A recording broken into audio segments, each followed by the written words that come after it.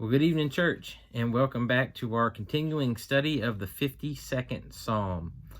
Last week we covered the background of the psalm, how the wicked man, Dog the Edomite, murdered all but one of the priests in the town of Nob and all of their families. We looked at the first three verses that David wrote and how they applied to Dog the Edomite and how they might also apply to us. Psalm 52 is a psalm full of teaching and warning. Let us open our hearts and minds as best we can now, desiring God's assistance in this matter, so that we can now continue to learn and by learning be transformed into an ever greater likeness of Jesus. Let's read the whole psalm and then we'll pick up where we left off last week in verse 4. Why do you boast in evil, O mighty man? The loving kindness of God endures all day long. Your tongue devises destruction like a sharp razor, O worker of deceit. You love evil more than good, falsehood more than speaking what is right. Selah. You love all the words that devour, O deceitful tongue. But God will break you down forever. He will snatch you up and tear you away from your tent, and uproot you from the land of the living. Selah. The righteous will see and fear, and will laugh at him, saying, Behold, the man who would not make God his refuge, but trusted in the abundance of his riches, and was strong in his evil desire. But as for me, I am like a green olive tree in the house of God. I trust in the loving kindness of God forever and ever. I will give you thanks forever because you have done it, and I will wait on your name, for it is good in the presence of your holy ones. Verse 4. You love all words that devour, O deceitful tongue. Now the word devour here is most literally translated as swallow. The meaning is ultimately the same, but I just want us to have the same picture in our mind that David has in his when he wrote the psalm. When he says devour, he is imagining a swallowing, like I've been known to devour a great many cheeseburgers in my life. So let's put it all together. David is creating a picture of words that swallow people. Again, he's putting a picture in our minds of words that swallow people, like food is swallowed. In the case of Dog the Edomite, his words to King Saul led to the slaughter of untold number of people, easily hundreds of people. Then David adds, O deceitful tongue. And that's just a repeat reminder that we saw last week in verse 2, when he said, Your tongue devises destruction. And our lesson, I think it's pretty plain. Be careful what you say. Your words carry far greater power than what you imagine. And when you think about it, our words are either God-honoring or they're not. There really isn't in between when it comes to our words. The reason that David calls the tongue deceitful is because we don't believe that what we say really matters. In most cases, we don't believe that what we say matters. We do well, though, to wisen up and heed David's warning and the warning of the Bible. Here's some for instances from the Bible. Proverbs 21:23. He who guards his mouth and his tongue guards his soul from troubles. Proverbs 26:20. For lack of wood the fire goes out, but where there is no whisperer, contention quiets down. Where there is no whisperer, contention quiets down. And what is the whisperer implying here?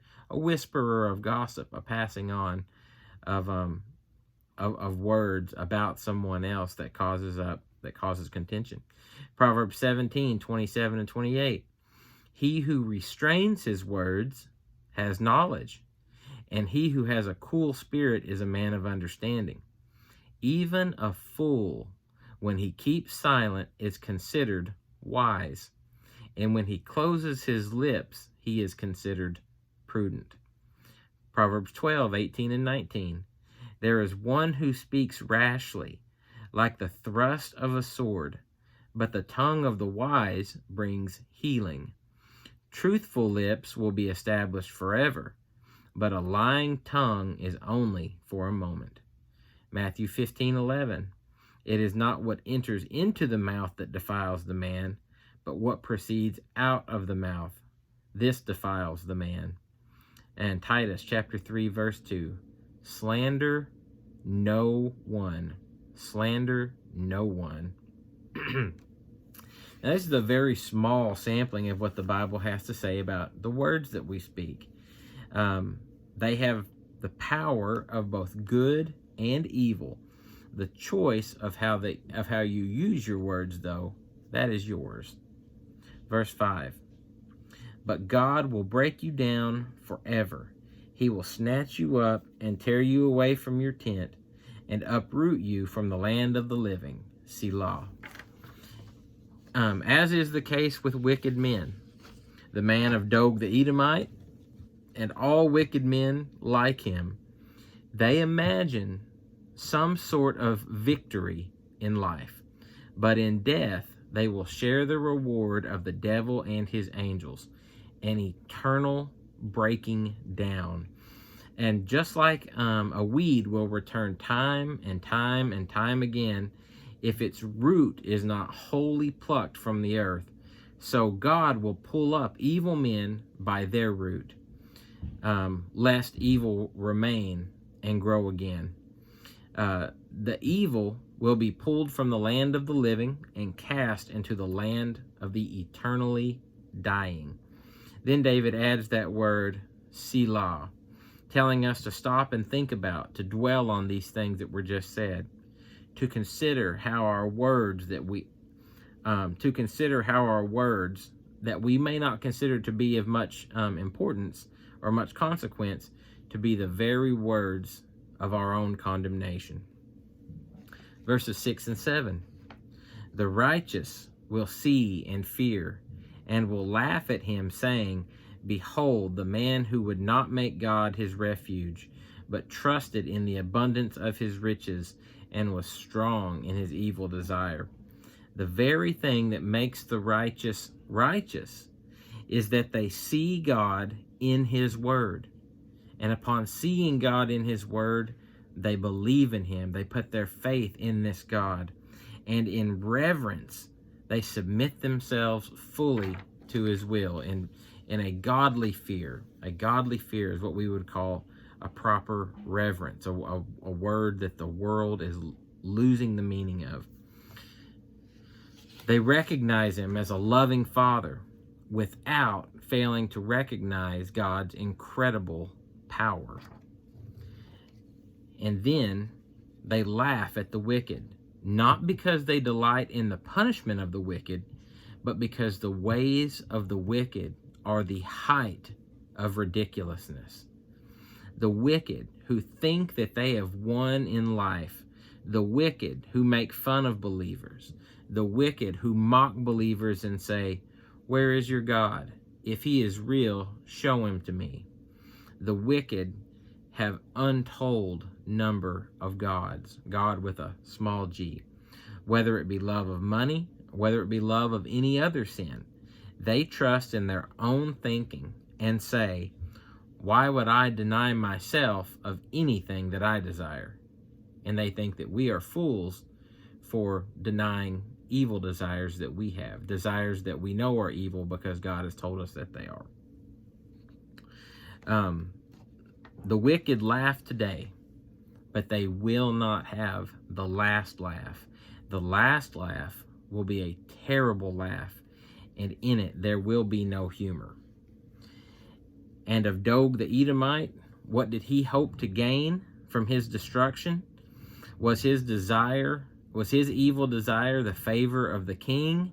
Was it possibly the riches that he thought he might gain from the king? Or did he simply crave the sensation of murdering other people? Whatever it was, his desires were evil desires. Those innocents that he slaughtered, though, in the end, they had the last laugh. Verse 8. But as for me, I am like a green olive tree in the house of God. I trust in the loving kindness of God forever and ever.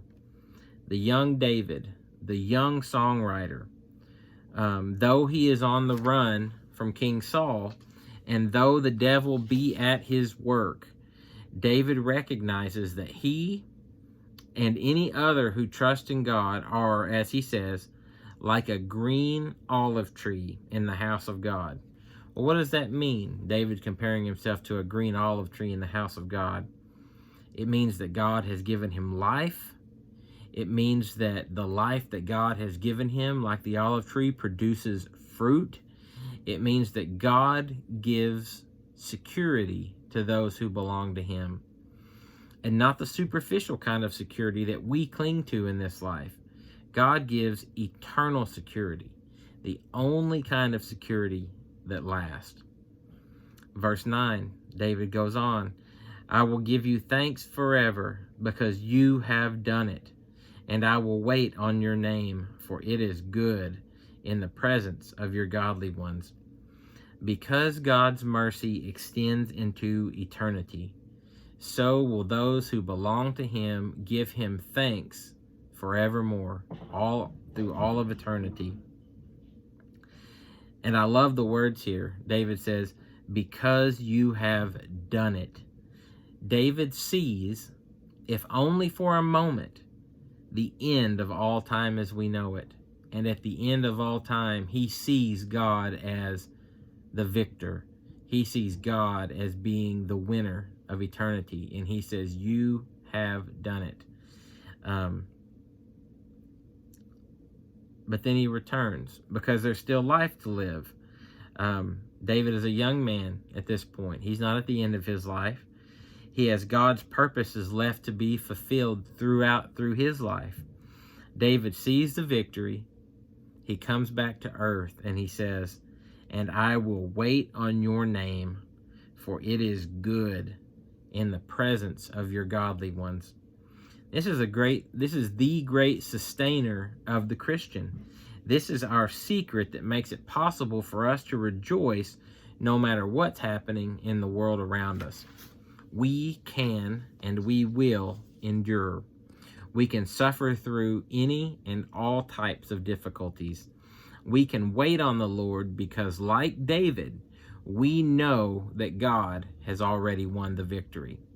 And like David, we know that we too don't have to wait alone. We wait with each other as we work with each other, as we live and strive and endure in this life and call others to Christ with one another. So don't despair, church. Evil does not win. Dog the Edomite does not win. God is good. Trust in that and cling to that and never stop believing that. This was a little bit shorter of a lesson tonight because we were finishing up a psalm that was a little bit longer last week. But I hope that you have found Psalm 52 to be a psalm that you can turn to, especially in times of trouble and times of despair in your own life, especially in times like the times that we're living in now, and have that wonderful assurance from the Lord that he is there, he's working in your life, that the enemy, though the enemy's words seem to be prevailing in this world, though the words of the enemy through the mouths of evil men are being destructive and causing all kinds of havoc in this world, that God is the ultimate winner. And not only is he the ultimate winner, he has already won, and those who belong to him have already won the victory, and we are simply waiting for the end of time as we know it to join him as the victors of eternity. Let's not be those, though, who keep this good and wonderful knowledge that we have to ourselves. Let's share this with as many people as we can. Let's have it in our hearts to pray for and to bring as many people to heaven with us as we possibly can. This begins not necessarily with our words to our neighbors. This begins with our words to God. Let's use the power of our words, and the only power that is given them is that which comes from God. But let's use the power of our words to plead to God on behalf of those that we know, those that we care about, those that we don't know but we still care about, because we wouldn't have any to go to hell either. Let's plead to God on behalf of the souls of those who don't know Him, and then pray that God will lead us into opportunities to share the gospel. It's not necessarily sharing the gospel on an individual to individual basis either. Some of the most powerful words that you can use with people that you know and that you care about and you want to know the Lord, you say this: would you like to come to church? I'll take you to lunch afterwards. Or in this day and age, I'll cook you something for lunch afterwards, and or I'll bring you something for lunch. Or I'm just saying, sweeten the pot a little bit. Maybe you can entice someone with a little food on top of being invited to church. I know that when I was young, it was always, even when I didn't want to come to church, when I first started coming, I knew that if there was a hot meal on the end of that deal, then I was still going to go, because I did, though I wasn't necessarily excited about church, I was excited about that food. So but talk to God about people, and then talk to people about God. If you don't know how to share the gospel, invite them and bring them to someone that does. I know personally that I would love to be a part of any study with anyone that I know or with anyone that I don't know. It doesn't make any difference to me. Until next time, church, let's love God, let's love others. I'm Wes LaFleur, signing off.